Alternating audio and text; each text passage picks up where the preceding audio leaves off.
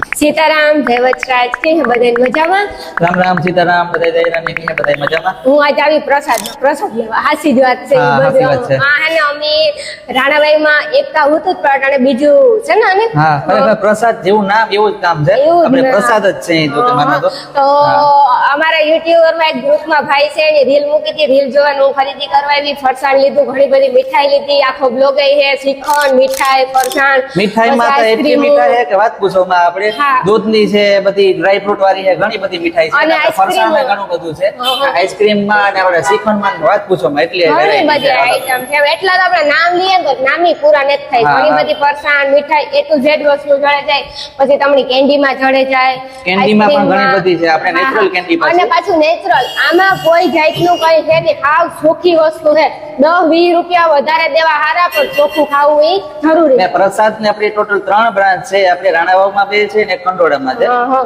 બધી જગ્યાએ છે હા. કે એકવાર જરૂર તમે ખરીદી કરજો અને આઈસ્ક્રીમમાં પણ ઘણી બધી છે સીતાફળ ઘણી આવતી હોય એવી બધી કારણ આઈસ્ક્રીમ